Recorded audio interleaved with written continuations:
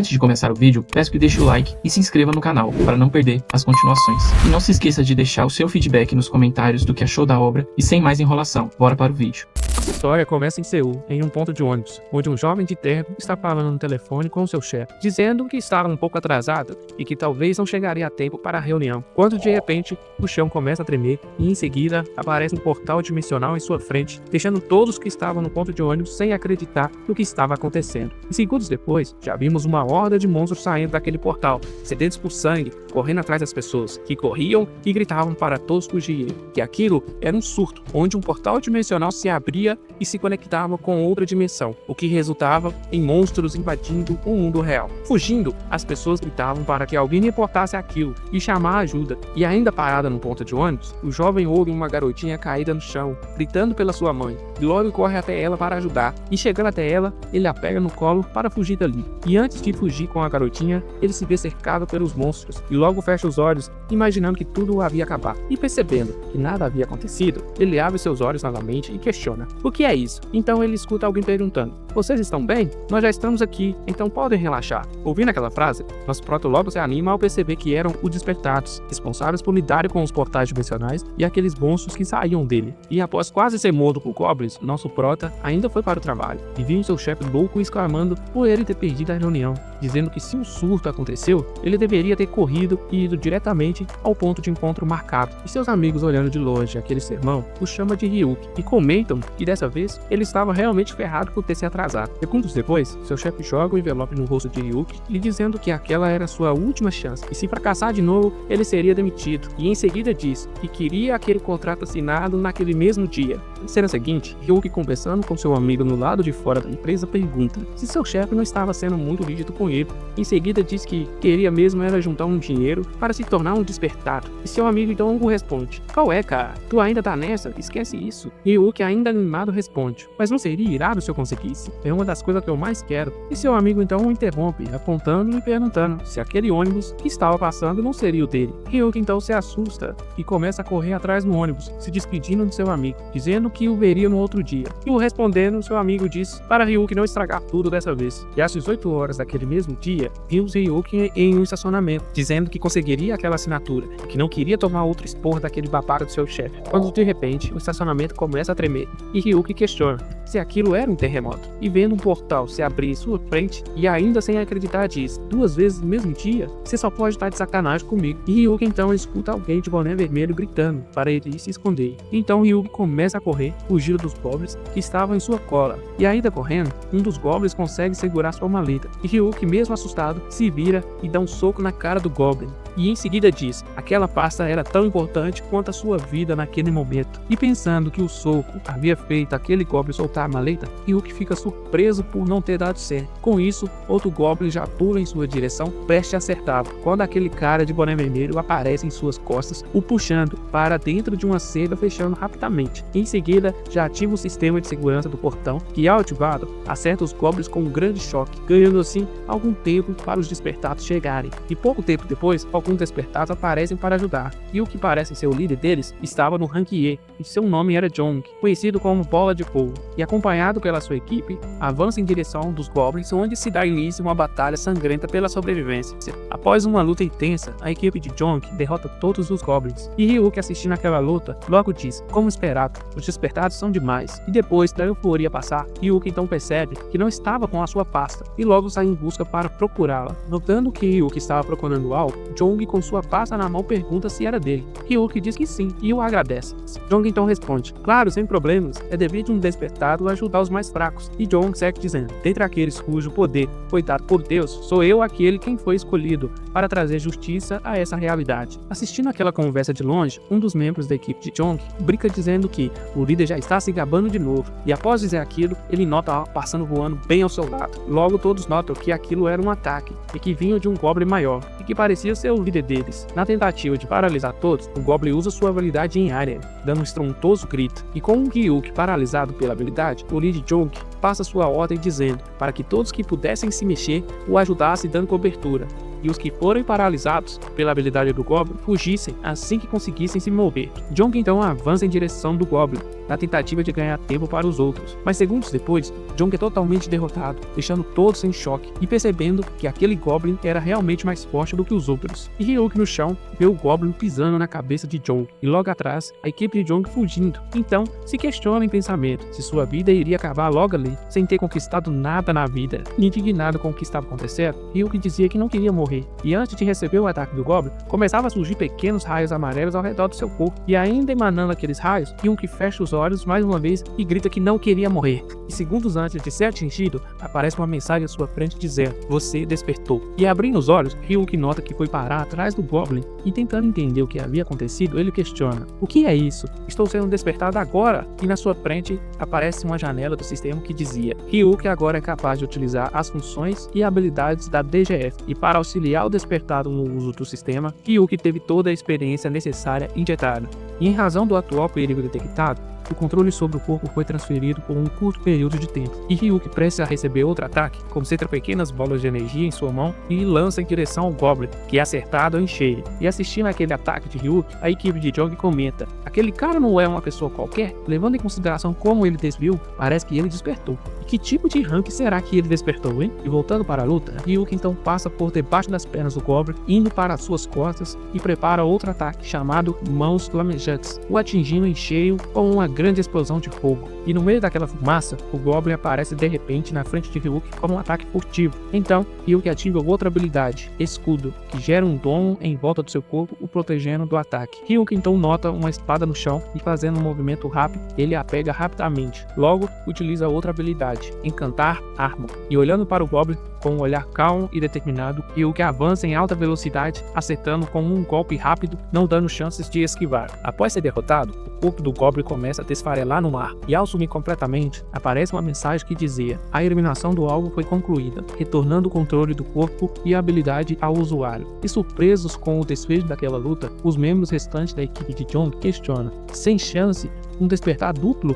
Não, pode ser até maior do que isso." E 20 anos atrás, no ano de 2000, nas capitais ao redor do mundo, incontáveis torres apareceram, e essas torres eram feitas de materiais que não existiam nesse mundo, e dentro dela, um ser divino chamado Deus reside. Contudo, devido aos respectivos governos, eles foram selados, enquanto vários rumores sobre as torres se espalhavam, em todas as regiões do mundo, surtos em larga escala começaram a acontecer, e para pará-las, centenas de despertados, escolhidos por Deus, apareceram, e então, 20 anos se passaram. E no ano de 2020, o mundo inteiro ficou ciente dos despertados, e isso se tornou uma grande transição. E de volta ao presente, e já em sua casa, Ryuk levantando de sua cama, olhando seu terno pendurado todo sujo, imagina: "Toda vez que olho para aquilo, eu percebo que ontem não foi apenas um sonho." Ryuk então se lembra que após eliminar aquele Goblin, uma mensagem do sistema apareceu dizendo: "Eliminação da fonte de perigo foi confirmada, controle do corpo e da habilidade se retornaram." E parecendo que estava acordando de um transe, Ryuk exclama: "O quê?" E olhando para sua mão, nota que estava segurando uma espada e questiona: "Por que eu estou segurando isso?" E continuando, ele pensa: "Eu tenho certeza que estava prestes a morrer nas mãos daquele Goblin guerreiro." E pensando que ainda ele poderia estar vivo, Ryuk então olha para trás e percebe que o Goblin não estava mais ali. Então se pergunta em pensamento: "Eu realmente despertei e o derrotei?"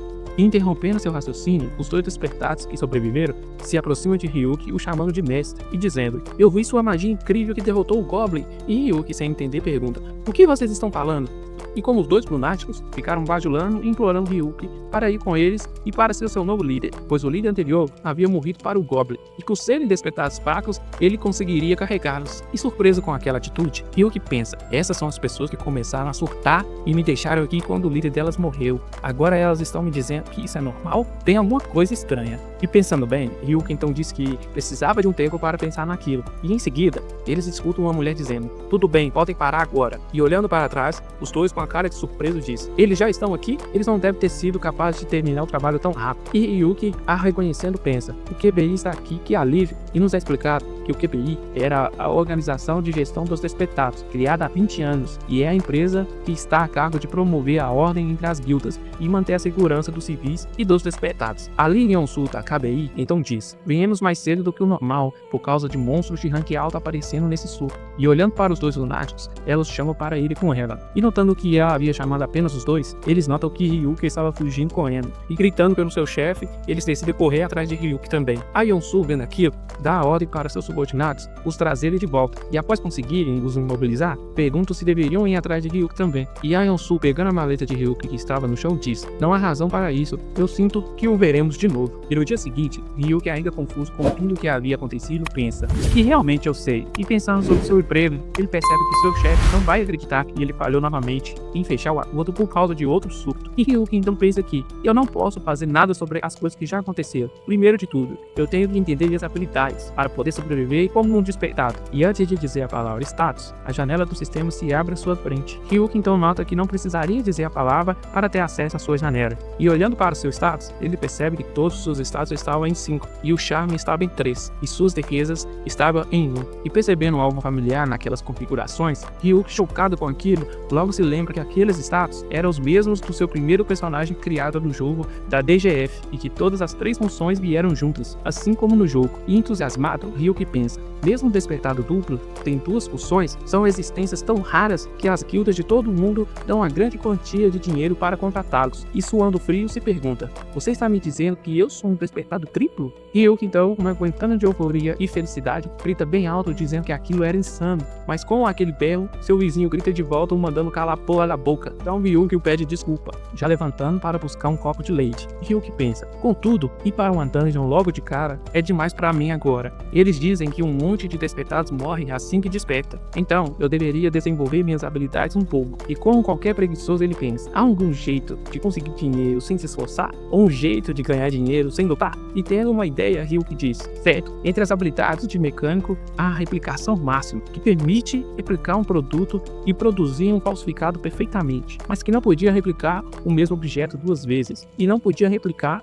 o item que já foi replicado, e além disso, objetos criados pelo usuário não podem ser replicados. E o tempo que levava para usar o feitiço dependia do volume, do tamanho e o conteúdo do produto. E quanto maior o rank e maior o volume, maior seria a chance de falhar. Mas por outro lado, quando o jogador sobe de nível, a chance de fracasso reduz muito, e essa habilidade consome 1 de mana a ativado, e o seu tempo de recarga era de 1 hora. E olhando para o copo de leite, Ryuki decide testar a habilidade nele, e então diz: ó poder nobre e miraculoso, replique isso, replicação máxima. Então surge um quadrado dimensional na frente de Ryuki, onde começa a se formar um copo de dentro dele. Em seguida, o sistema informa que a replicação foi um sucesso. Ryuki, segurando os 2 copos em sua mão, diz: desde a aparência até o peso, foi replicado perfeitamente. Essa habilidade é ainda melhor que a do jogo. E com o experimento de clonagem sendo um sucesso, Ryuki decide procurar algumas relíquias para usar essa habilidade. E nos é explicado que as relíquias, após o surto em larga escala no ano de 2000, itens velhos e antiguidades começaram a obter energia dimensional. As habilidades das relíquias são divididas em diferentes ranks, e começando pelas relíquias de rank raro, elas são itens com valores imensos, valendo no mínimo 10 bilhões de won. As antiguidades de repente se tornaram relíquias e receberam habilidades especiais. Assim, da água pro vinho, os donos de relíquias se tornaram podres de ricos. Mas o problema era que, apesar de vários objetos antigos terem se tornado relíquias, não havia um único despertado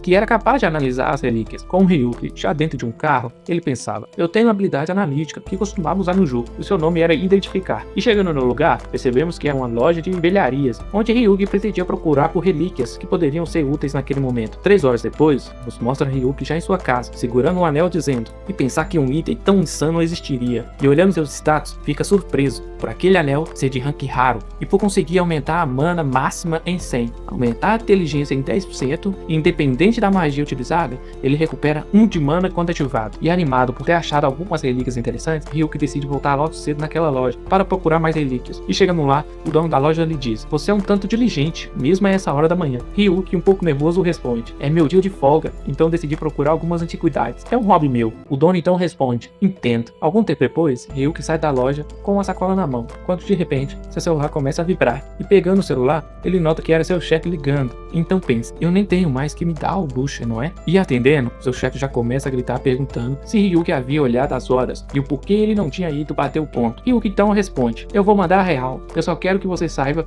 que eu não vou trabalhar numa empresa onde estão poucos se lixando para os seus funcionários. E sem entender, seu chefe responde: o quê? Mas que merda você está falando? Você não quer receber seu salário? Você acha mesmo que vão ter outras empresas por ali que cobram pouco e te tratam bem? E Ryuki, puto ao ouvir aquilo, responde: o caralho, desde quando você me trata bem, você me dava montanhas de serviço, sem feriados, e ainda por cima me fazia trabalhar em fins de semana. E continuando diz: nem mesmo o cachorro aceitaria isso. E antes de desligar a ligação, Ryuki ainda diz: enfim, a partir de agora eu não vou mais ir trabalhar, e vê se não esquece. E aliviado por finalmente conseguir dizer aquilo para o seu ex-chefe, Ryuki decide ir para casa e tentar vender os itens que ele havia achado naquele dia. E caminhando, Ryuki nota o que parecia ser uma discussão no meio da rua entre dois despertados, onde o de blusa preta exigia desculpas e o de blusa branca dizia que um espalhãozinho não era o fim do mundo. E com aquela discussão, as pessoas começaram a ficar com medo, dizendo que se os despertados começassem a lutar ali, todos estariam em perigo. Com a discussão ficando séria e os dois se preparando para atacar, surge no meio daquela confusão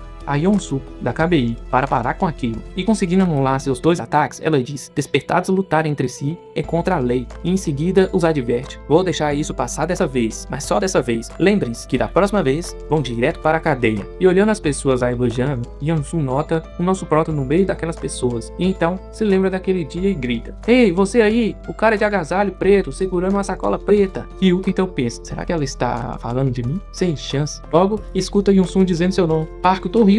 E rodeado por olhares de indignação misturado com raiva, Ryuki levanta as mãos. A Yeon-soo então diz: por favor, venha comigo e pegue aquilo de volta. Algum tempo depois, e já no que parecia ser o prédio da KBI, Yeon-soo lhe oferece café e Ryuki aceita. E sentados, Ryuki diz: então, aquilo que eu devia pegar de volta. E eu respondendo, Yeon-soo coloca a maleta em cima da mesa e se desculpa por ter aberto para poder achar o dono. Ryuki diz que tudo bem, não é como se tivesse muita escolha se quisesse achar o dono da maleta. E mudando totalmente o rumo da história, Yeon-soo diz para Ryuki que, com base nas informações que obteve com as testemunhas naquele dia, aqueles dois despertados que estavam com você não tinham habilidades o suficiente para ter eliminado aquele monstro. E continuando diz: então, eu acredito que você o derrotou. Além do mais, as pessoas presentes no local disseram o mesmo que eu. Após ouvir aqueles questionamentos, Ryuki a pergunta: então por que você veio até mim? Para me recrutar? E Yeon-soo o responde: recrutamento não é o nosso objetivo. Entretanto, se quiser se tornar um despertado poderoso, você deve se registrar primeiro. E portanto, eu irei guiá-lo ao exame. E Ryuki então concorda. Com Ryuki saindo da cápsula de avaliação, o avaliador diz: ok, o exame foi concluído. Por favor, pegue seus pertences e espera na frente do balcão. E Ryuki então o agradece. E segurando os resultados do exame, a Yeon-soo pede para Ryuki se sentar. E ansioso, Ryuki a pergunta: o que foi? Será que a minha média é maior que o normal? E mostrando os resultados, Yeon-soo então diz: ok, bem aqui, vê onde diz cliente aprovado, quer dizer que você passou. E finaliza dizendo: espero que você continue vivendo sem problemas. E lembre-se de sobreviver. E se levantando para ir embora, Ryuki pensa: essa última frase dela me deixou meio inseguro. Com Ryuki saindo, um dos avaliadores chega perto de Yeon-soo e a pergunta: por que você se interessa tanto por gente sem potencial? E ela então responde: minha resposta é curiosidade. Simples e genuína curiosidade. Ryuki sai do prédio com uma pasta debaixo do braço, andando ao lado de um rapaz, falando ao telefone. Ele vê uma garota se aproximando, parada ao lado de clientes, falando sobre como novos membros promissores haviam entrado para a guilda Tizen, e por que um homem como ele não viria até eles para uma consulta, dizendo para o herói ir até lá, e que eles são da guilda Pantera Negra que oferece total suporte a novatos. Yuki pensa que eles estão logo na porta,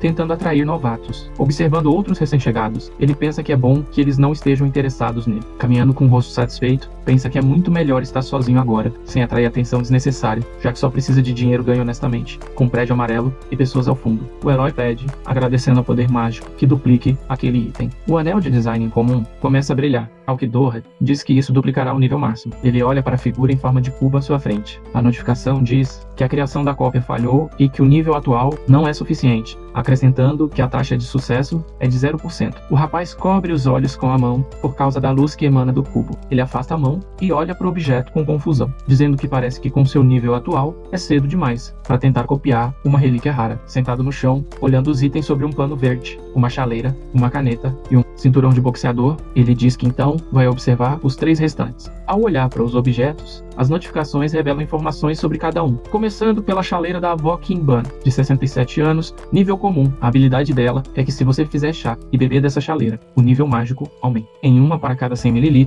e o chá nunca estraga devido às propriedades antibacterianas. Depois vem a caneta tinteira do escritor On, nível comum. Adiciona 20 pontos de sabedoria mágica, mas reduz a força em 3 pontos. Por fim, o cinturão de Shoi, nível mágico. Adiciona 50 pontos de energia e aumenta em 50% a eficácia das poções que aumentam energia. Colocando o anel no dedo, Yuki o observa e diz que o manterá consigo por enquanto. E já que agora ele tem um registro de esperto, pode usar o Desnet, então saberá o preço dos itens. Apontando o dedo para baixo, ele diz que irá copiar os itens e colocá-los em leilão. Ao fundo do planeta Terra, Torra diz que nos últimos 20 anos, muitos despertos começaram a surgir por todo o mundo. O Desnet tornou-se um tipo de espaço que os uniu. Diante da caneta e das notificações, ele explica que lá se compartilham notícias, informações sobre Dungeons etc. E há um site de leilões onde se pode trocar ou vender item. Uma garota, com a perna apoiada em uma cadeira, senta-se ao computador. A história diz que estamos em Nagoya, Japão, na casa de uma desperta atiradora chamada Ri. Ela clica com o dedo no mouse, dizendo que isso é interessante. Olhando para o item com o cabo,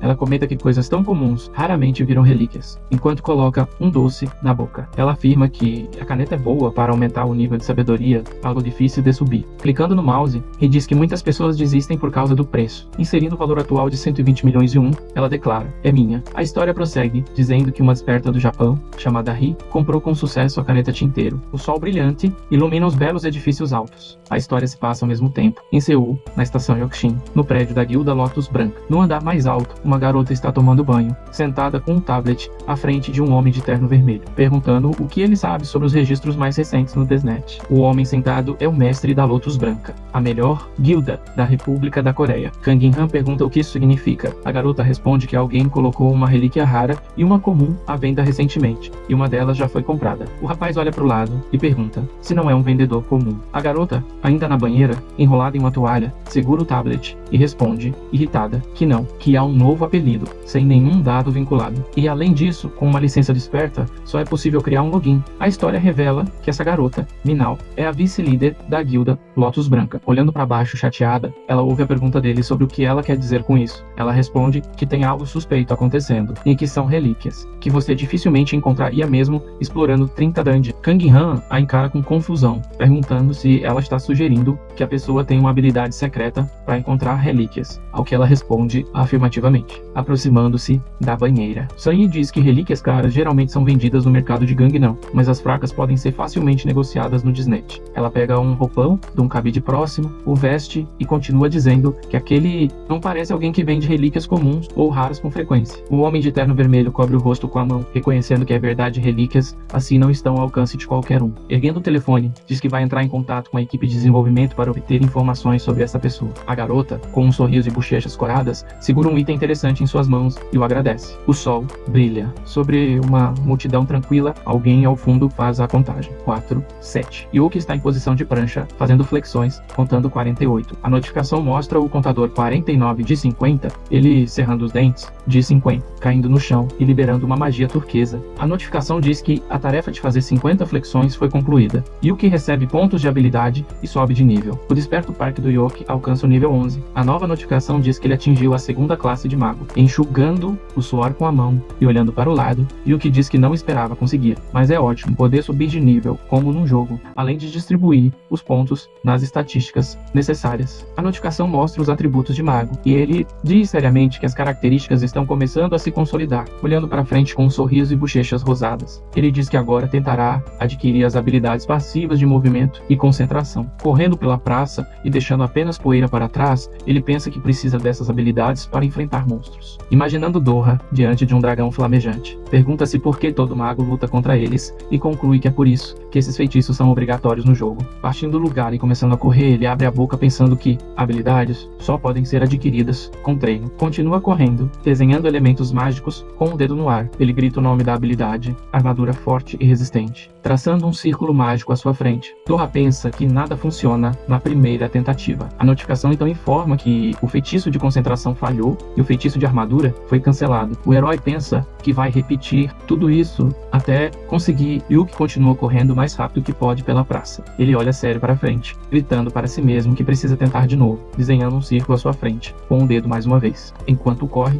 ele grita novamente o nome da habilidade, armadura forte e resistente. Uma notificação aparece informando que a concentração do feitiço falhou e que a armadura foi anulada. Mesmo ele correndo com o círculo traçado na frente, Yuki novamente não entende qual é o problema. Ele olha para o dedo que usa para lançar magia e diz: essa foi a 20ª vez. Qual é o problema? Um pedestre observa o protagonista correndo e pergunta chocado como aquele cara corre, sem se cansar. Os amigos do menino chamam sua atenção, perguntando onde está a bola. Um garoto de jaqueta marrom corre até outro, gritando para ele buscar a bola antes que ela se perca. O menino sai correndo, pedindo desculpas ao amigo e prometendo que vai trazê-la de volta. Agora, o garoto corre até uma bola que rolou para a rua. Ele pisa no asfalto, onde um caminhão grande está vindo em alta velocidade, dizendo: ainda bem que ela não foi muito longe. O amigo dele começa a gritar, desesperado, para ele tomar cuidado e olhar para os lados. Isso chama a atenção de Yuki. Ele vê o caminhão avançando em direção ao menino que vai pegar a bola. Yuki parte correndo com toda a força. Ele voa em direção à rua, cerra os dentes e grita com todas as forças. A luz dos faróis ilumina o menino abaixado, estendendo a mão para pegar a bola. Yuki se vira para o caminhão e pensa que precisa ser ainda mais rápido. O caminhão avança diretamente em direção ao menino, e Yuki começa a gritar o nome da sua habilidade, armadura forte e resistente. Ele cobre rapidamente o menino com o próprio corpo, gritando sobre a armadura naquele momento. Sangue se espalha sobre um fundo branco. Yuki, coberto por uma espécie de casco azul,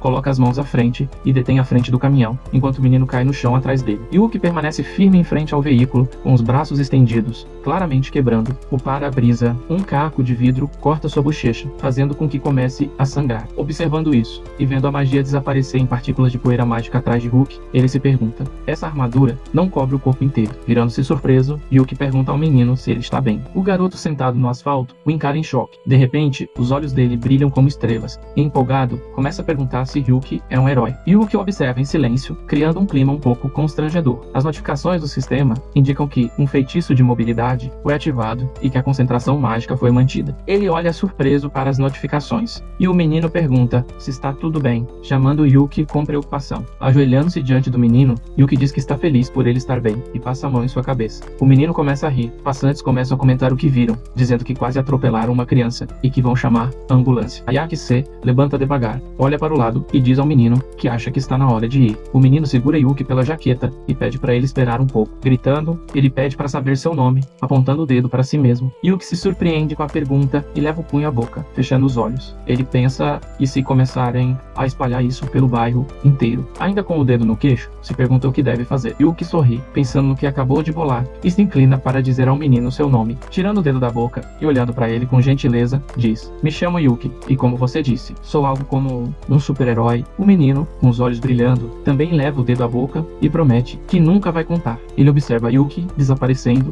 rapidamente. Ouvindo suas instruções, tenha mais cuidado quando for brincar perto da rua. Um dos passantes, vendo o menino inspirado, comenta que o rapaz foi embora sem motivo. Um homem se aproxima e pergunta ao menino se ele sabe o nome do cara. O garoto ri, apertando os olhos, e diz que não faz ideia de quem ele era. Yuki agora está em uma rua, com um homem de terno e óculos, dizendo que está tudo certo e que já conferiram tudo. Um homem com óculos, próximo a uma caixa com relíquias, diz que, sem a comissão da caneta, 1,08 bilhão. Eles pagarão 450 milhões, um pelo cinto, fechando a caixa e segurando um tablet. O homem informa que 1,43 bilhão foi transferido e pede que Yuki diga sim, que o valor caiu. Yuki olha as notificações no celular do banco, pressiona o botão para abrir o aplicativo e, ao ver os números, confirma mentalmente o dinheiro chegou, sorrindo para o celular e imaginando barras de ouro atrás de si. Pensa: nunca tive mais de 10 milhões, agora são 1,5 bilhão. Apoia o queixo na mão. Ele diz aos homens que conferiu e está tudo certo. Os homens de preto agradecem pelo negócio e dizem que cuidarão das relíquias. Yuki se despede dos jovens e se afasta. Ele fica sozinho no meio da rua escura, olhando para frente com um sorriso. Aconteceu tanta coisa hoje.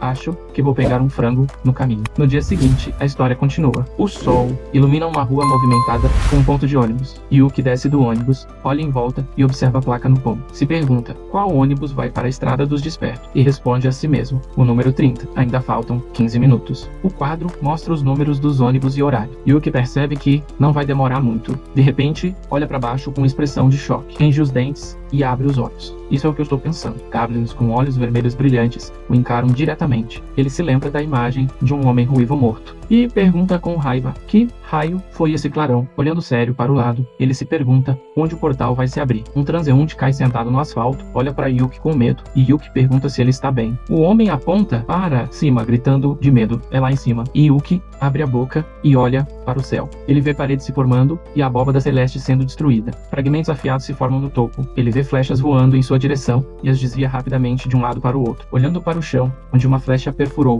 o asfalto. E o que pensa? Eles conseguem perfurar o chão com lanças. Isso não são monstros comuns. Em posição de combate, alguém pousa na frente dele. Yuki estreita os olhos, tentando entender quem é. Ele vê um ser de olhos vermelhos, rosto enrugado como de um velho cabelo bagunçado vermelho. Repara nos óculos e na expressão envelhecida, mas o corpo da criatura é jovem e imponente. Yuki pensa: apesar da cara, o corpo é jovem. A criatura apresenta uma cruz, os dois envoltos por uma aura mágica verde, contra o fundo escuro. O rapaz diz que é ele quem cria coisas incríveis, que ninguém jamais pensou antes, feitas pelas mãos de um monstro, e que ele capturou em Death por puro tédio. Com um olhar satisfeito, Yuki observa um sujeito e pergunta em voz alta: isso é um gnomo, não é? Yuki vê um gnomo com uma besta. Um clarão aparece acima do gnomo. De repente, alguém grita ao longe para que parem o anão. Yuki se vira. Uma garota com uma espada fina rapieira se aproxima dos combatentes. Ela joga a jaqueta para o lado. A garota salta sobre o anão e gira sua espada. O anão se prepara para revidar. O gnomo chama outros gnomos para ajudar. A garota percebe que está sendo confrontada por cerca de 5 anões. Ouve-se o som de bestas disparando. Os anões atiram de uma só vez. A garota não sabe o que fazer. Ela tenta bloquear com o corpo as 10 flechas que voam em sua direção. Subitamente, as flechas são barradas por um escudo mágico. A garota não entende de onde veio. Yuki diz que chegou por pouco. A garota se vira e pergunta se foi Yuki quem a protegeu. Yuki grita para ela não se distrair. O gnomo ataca. A garota bloqueia o golpe da espada com seus braceletes. Ouve-se um feitiço. Harmonia da magia, coerência dos polos. Mísseis mágicos passam voando pela garota. O gnomo tem metade do rosto arrancado pelo projétil mágico. A garota não acredita no que vê. Yuki diz que é perigoso ali e que ela deveria sair. A garota responde que também é despertada e precisa lutar. Yuki diz que ela vai mudar de ideia assim que vê aquele cara ali. Uma armadura com fogo mágico interno se aproxima. Protegendo a garota, a armadura cai no asfalto com um estrondo. Ela encara os despertados. A garota olha horrorizada. Ela pergunta: o que está acontecendo? Yuki responde que isso é uma habilidade especial de intimidação de monstros superiores e que agora, com medo, ela não consegue se mover. A garota pergunta como Yuki lida com isso. Yuki a pega nos braços e responde que já passou por isso. Antes, a garota não entende o que ele quer dizer. Com ela nos braços, Yuki salta alto. Eles voam sobre os prédios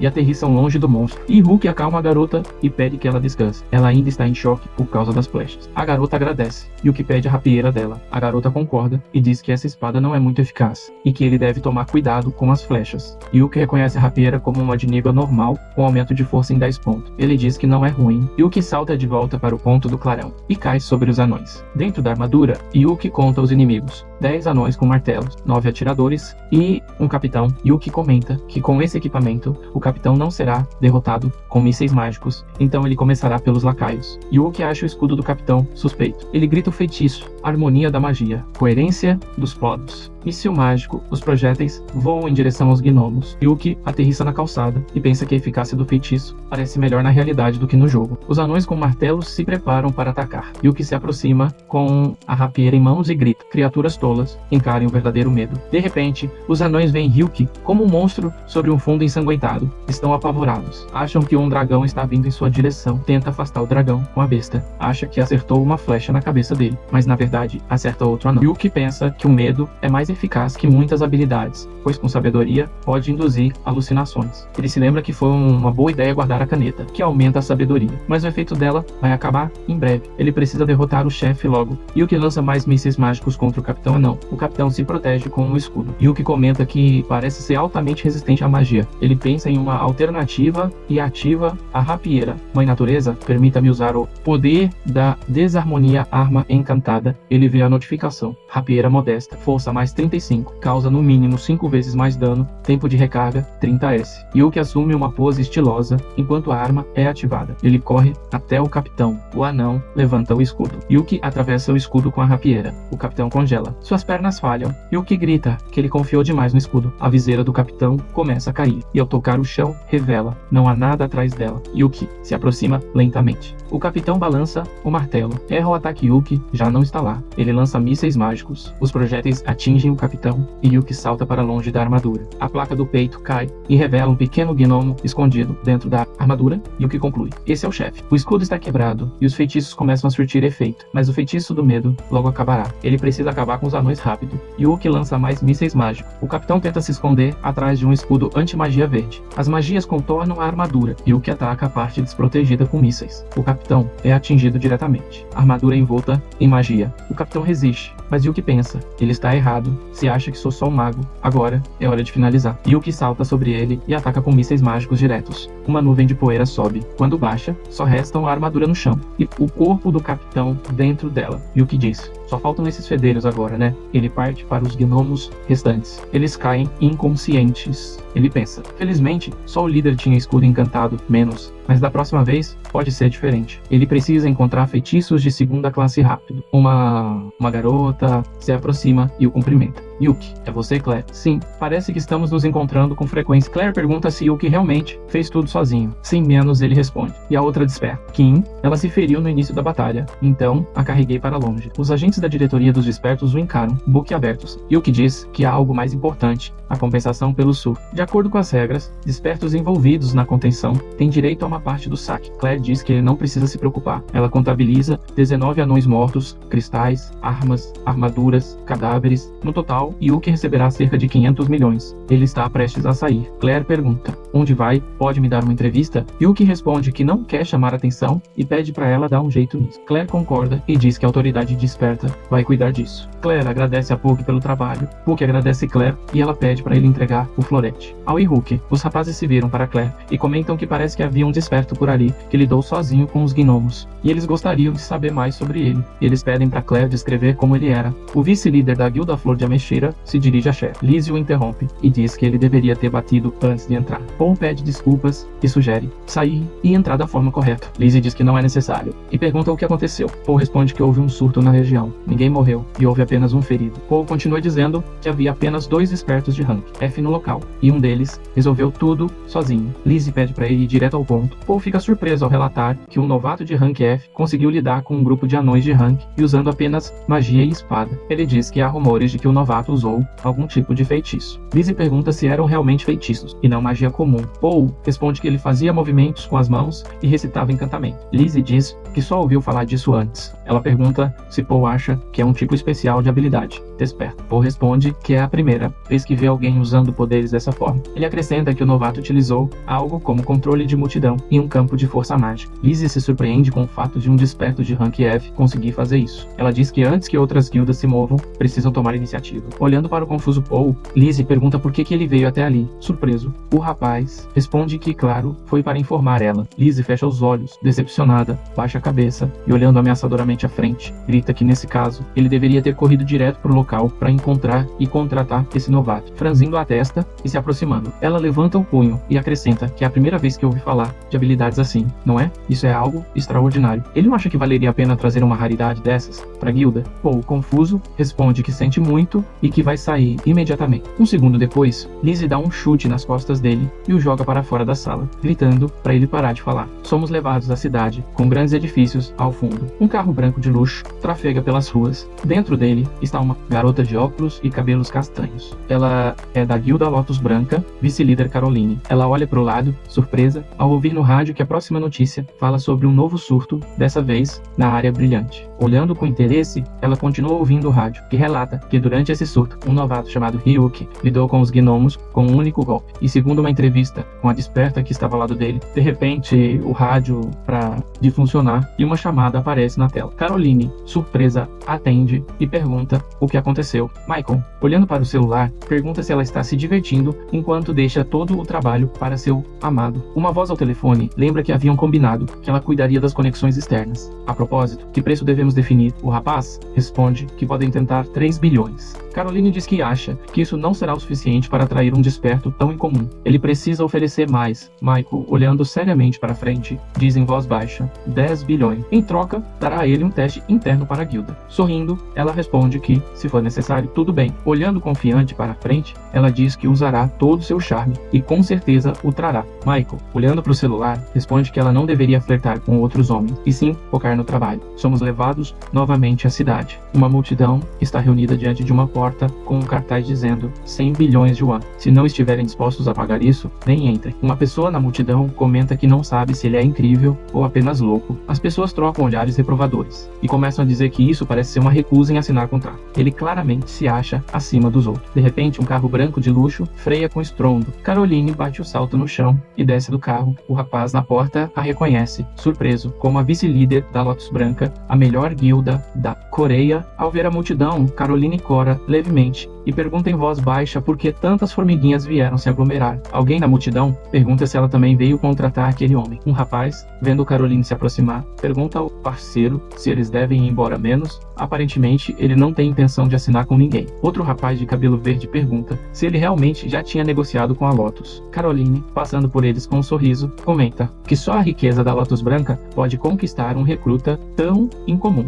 De repente, algo chama sua atenção. Um pedaço de papel em branco com a frase "se não tiverem 100 milhões, nem apareçam". Olhando surpresa, ela pergunta se era mesmo necessário 100 bilhões. Virando-se com um sorriso, ela pergunta o que Franklin acha desse valor. Um homem com uma cicatriz na bochecha esquerda aparece. É da guilda Mukon, vice-líder. Uma energia sombria emana dele. Franzindo a testa, ele diz para ela não pronunciar seu nome com aquela boca imunda. Ele acrescenta que não entende que tipo de guilda pagaria tanto por um desperto rank F por causa de uns feitiços estranhos. Caroline, com um olhar desaprovador, responde que aquilo não era só feitiço, era algo incomum, e pergunta se ele já viu alguém usar feitiços de verdade. Franklin, se afastando, responde que não, mas que é um preço insano e ele nunca conseguiria isso na vida. Caroline, cruzando os braços, diz que não sabe, mas acha que o Sr. Yuki quer encontrar um lugar onde seu talento seja valorizado. Com a testa franzida, ela se vira e grita, Sr. Yuki. Sorrindo, ela caminha de volta para o carro e continua gritando que vai embora hoje, mas que da próxima vez eles deveriam trazer condições melhores para ambos os lados. Então, fumaça sai do carro e ela parte em alta velocidade. Uma voz é ouvida da janela do Proteus dizendo que eles já foram embora. Ele põe as mãos atrás da cabeça e sorri, dizendo que é divertido ver tanta gente tentando chamar sua atenção. Olhando à frente, ele diz que ainda não pretende se juntar a uma guilda apenas por dinheiro. Então, colocando as mãos sobre a mesa e olhando para o mapa, ele diz que trabalhar em guildas exige sacrifícios, e por enquanto, sua liberdade é o que importa. Olhando para o mapa, ele acrescenta que o que precisa agora é força e evolução. Com esses dados, poderá subir de nível. Sorrindo amplamente, ele diz que é hora de seguir o plano. Somos levados a uma cerca verde com uma placa amarela enorme. Aviso, área com alta probabilidade de aparição de monstros. Entrada proibida, Yuki está parado diante do grande portão. Olhando para ele, pensa, finalmente cheguei. As relíquias que venho coletando há 5 dias. Yuki olhou para seus artefatos, que incluíam várias pulseiras e binóculos, e leu as mensagens do sistema que continham as características de seus itens. Um segundo depois, uma armadura mágica apareceu em seu corpo, e ele comentou com um sorriso que também era um traje que conseguiu montar com o que sobrou na China. Olhando para o veículo militar ao seu lado, colocou as mãos nos bolsos e acrescentou que também gastou 500 milhões em veículos blindados. Uma mensagem do sistema com seus status apareceu à sua frente, e ao vê-la, disse que seus atributos estavam mais altos do que há 5 dias. Achou que estava pronto. Com sua preparação concluída, um segurança apareceu à sua frente, pegou seu telefone e disse com um sorriso que verificou sua licença e ele podia passar. Então, olhando para o enorme portão, o guarda gritou para que o abrissem. Os portões começaram a se abrir com um som de rangido, uma luz brilhante passando por ele. Yuki olhou para dentro com um sorriso e disse que agora tudo iria começar. Um grande mapa com pontos laranja apareceu à nossa frente. 20 anos passaram desde o surgimento dos despertares, durante os quais dezenas de masmorras masmorras surgiram por todo o país. Várias imagens de clãs apareceram no mapa, mas a maioria delas pertence às grandes guildas. Para utilizar as masmorras, é necessário seguir uma série de regras. E para um desperto que não pertence a nenhuma guilda, entrar ali é uma tarefa extremamente difícil. Uma das masmorras apareceu diante de nós, onde goblins verdes e malignos caminhavam por toda parte, e atrás deles havia uma tela quebrada, mas o território difere das masmorras. Essa palavra designa lugares onde, devido às diferenças no ecossistema, monstros aparecem com mais frequência. Uma cerca enorme dividia o território. Não era cercada por um muro alto, mas sim por uma grade de 10 metros de altura, e dentro dela, os monstros viviam e se multiplicavam. Um segundo depois, 2 aventureiros apareceram diante de nós, vestidos com trajes especiais. O motivo de seu conteúdo é que, ao matar monstros, é possível obter cristais mágicos e aumentar seu nível, principalmente os despertos solitários que vão a esses lugares. Somos levados até 3 goblins que se reuniram ao redor. De carne fresca, eles encararam a presa por alguns segundos e então se lançaram sobre ela. Rasgando-a em pedaços, comeram-na. Yuki observava tudo isso de cima de uma árvore, calmamente. Olhando adiante, disse que a harmonia mágica, a coerência dos polos, era um projétil mágico. Sim, algo se aproximava dos monstros devoradores como uma grande lança. A carga de plasma azul atravessou os corpos dos goblins, e literalmente, um momento depois, seus corpos decapitados caíram no chão, segurando uma sacola azul na mão esquerda. Yuki sorriu e disse que seus números finalmente haviam melhorado. Então, agora não precisava mais correr feito um louco atrás daqueles goblins, tentando acertá-los. Olhando para os corpos caídos no chão, pensou que parecia já ter visto algo assim antes. Embora isso, claro, não fosse ruim. Diferente de como era antes, era como se já tivesse acostumado. Pôs a mão no queixo e continuou pensando se era isso o que queriam dizer. Quando foi informado de que havia recebido toda a experiência, ajustando sua bolsa no cinto, pensou que aquele não era um sistema tão ruim assim. Um segundo depois, carne voou para fora da bolsa e Yuki a jogou. No chão, havia alguns goblins por perto que se olharam com um sorriso. E um segundo depois, uma enorme pata de um lobo branco apareceu. Ele olhou ameaçadoramente para frente, com saliva escorrendo da boca, e Yuki acrescentou que, como já entendeu o nível dos monstros naquele território. Um segundo depois, monstros o cercaram por todos os lados, se aproximando lenta, mas firmemente. Yuki sorriu, olhou ao redor e perguntou em voz alta se eles não queriam se divertir um pouco. Somos levados a um grande prédio branco, onde os corpos dos monstros são recebidos. O açougueiro olha, surpreso, para a enorme pilha de corpos, menos cerca de 50, olhando para o lobo branco. Ele diz com admiração que é a primeira vez que vê um corpo de goblin tão bem preservado, e o mesmo vale para os outros corpos. Esfregando as mãos, olhou para Yuki e agradeceu por ter vindo vender corpos tão bons, ao que Yuki simplesmente perguntou quanto custaria. O vendedor pegou seu telefone e, erguendo a mão, disse que no total daria 300 milhões e os aventureiros reunidos ao redor começaram a cochichar com admiração. Era a primeira vez que viam alguém receber 300 milhões e de uma só vez. O vendedor se inclinou sobre o balcão e acrescentou que faria o pagamento imediatamente. A propósito, ele havia recebido um pacote, depois pediu desculpas e explicou que precisavam abri-lo por segurança. Não danificaram o item de forma alguma. Yuki olhou para o livro em sua mão com um sorriso e respondeu que não era nada, e depois agradeceu por terem guardado com segurança. O vendedor sorriu e respondeu que estavam agradecidos por alguém tão talentoso ter vindo até eles. Que Yuki respondeu que era apenas sorte, continuando a sorrir. Sentiu olhares insatisfeitos sobre si, e então pensou que realmente queria evitar todo aquele alvoroço desses olhares. Um cara com uma mecha laranja no cabelo apareceu diante de nós. Observava Yuki por cima do ombro, aproximando-se de seus companheiros que também tinham mechas coloridas. Disse que deveriam prestar atenção naquele cara, menos pelo que ouviram. Ele havia recebido 300 milhões só com os corpos dos monstros. Sentado à mesa, com insatisfação, cerrou o punho e disse que eles mal haviam conseguido juntar 30 milhões. Em alguns dias, já estava cansado de comer apenas uma refeição, e aquele funcionário nunca havia sido tão gentil com eles. Então imaginou o trabalhador sorridente em sua cabeça. Os 3 irmãos se viraram e olharam para Yuki com desagrado. Então um deles, o da mecha laranja, disse que ele parecia se achar demais, só porque podia usar magia. Continuaram olhando com desprezo para Hulk, que sorria com uma caixa na mão, ainda observando seu rosto. O de cabelo laranja acrescentou: caso contrário, por que agiria com tanta arrogância? Uma aura surgiu ao redor dos 3 irmãos, que não pensavam em mais nada além de que Yuki era um idiota patético, e que precisavam matá-lo. Depois, um deles se inclinou e, sorrindo, disse que deveriam matar esse idiota. Laranja e vermelho se viraram assustados para o irmão, e o de azul, colocando a mão no peito, disse que ele havia ganhado tanto naquele dia que com certeza voltaria. Eles estavam ali há 2 anos e nunca o tinham visto antes, então ele tinha certeza